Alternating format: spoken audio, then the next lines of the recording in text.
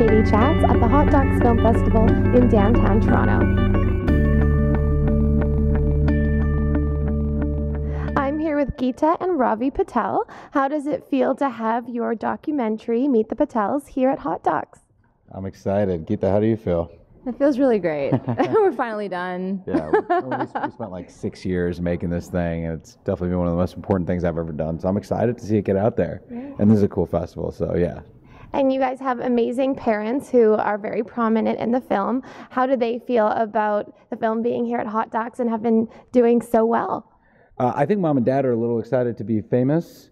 We're really worried about them. Like they keep now, they want agents. They want like they're getting all excited, and we're just. By the way, we're saying that we don't know anybody and we can't help them. But at the same time, our agents and managers are asking about them. I mean, if you've seen the movie, they are cinema gold. Yeah. And we're telling them like, oh no, mom and dad, they're not interested in it. Meanwhile, mom and dad are asking us. They're like, hey, we want to meet your agents and get into that world. Like, no, it's too hard, tough to. We're trying to keep it separate, but I feel like this is gonna. It's just so weird. This is gonna be the end of it. So strange. Mm-hmm. They're gonna be stars. Mom and dad talking to you. We're all talking about the same thing. Like, how was your day? Well, I talked to this person. I auditioned here, and I don't know. We'd all be in the business together. And so many times parents have sort of an idea of who their kids should be with, whether it's based on race or religion or culture.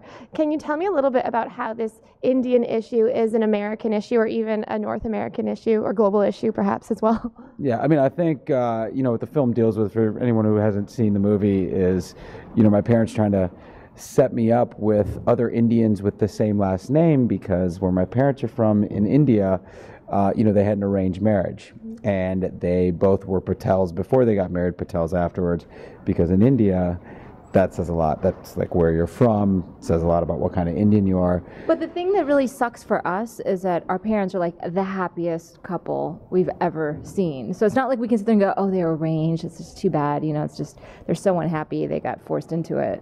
Mm-hmm. So that's where the story kind of starts for us. Yeah. But I mean, I think like, well, how can everyone else relate to it? I mean, I think it's a matter of reconciling your, what your parents expect you to end up with and what you actually want in yourself. And in our case, it's like our parents are, came from India and we're born here and we're different, combinations of Indian and American. Mm-hmm. And this film is so much about family to me, and what was really interesting is how your parents sort of changed perspectives in the film a little bit, and well, maybe not change perspective, but respect sort of what makes you happy as well.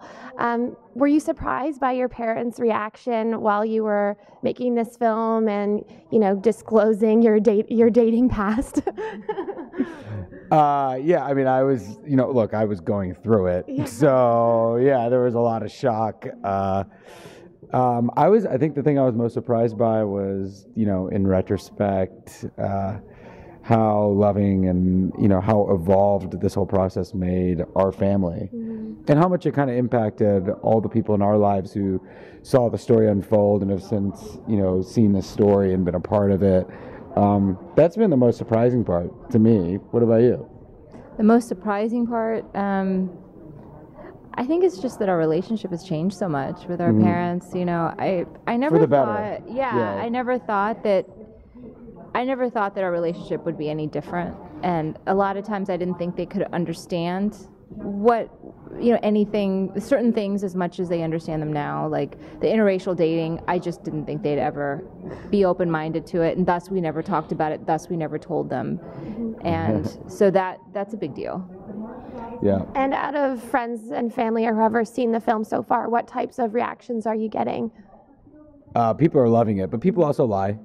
But people, I mean, every time I've done anything, people are like, "Oh, you're great." I'm like, well, "You're my mom." Can't trust your friends. I think people love it. I mean, it's not every day you get to see a documentary that feels like a narrative film and has this much comedy packed into it. I mean, I don't know of any other romantic comedy documentaries that are out there. So I think people are excited about the novelty of it.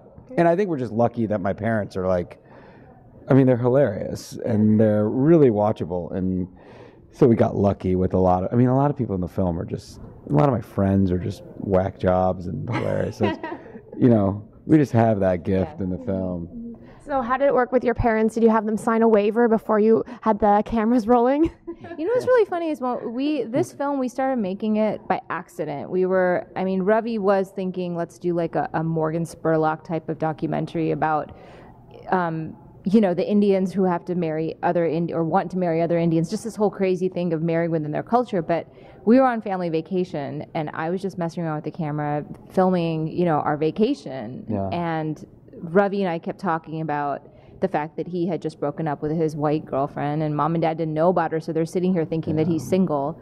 And this is the kind of incidental crap that happens when your sister's a documentary filmmaker. And the whole thing is like, we didn't think normal conversation without it turning into a project. Right. So so that's why the footage is really raw. And I had just bought a camera. I had never shot before.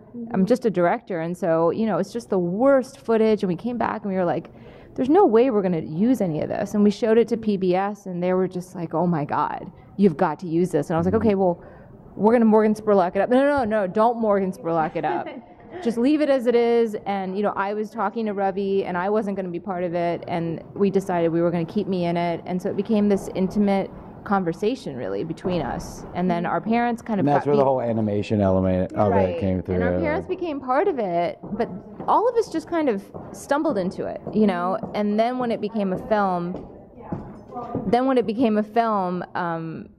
I think mom and dad realized slowly, but they didn't know what it was. And when they saw the film, like a couple years ago, Ravi and I had our ears against the door as they were watching. We were just like, oh my God. We were really nervous. We thought because they didn't quite understand what we were doing. They were dying laughing. Yeah.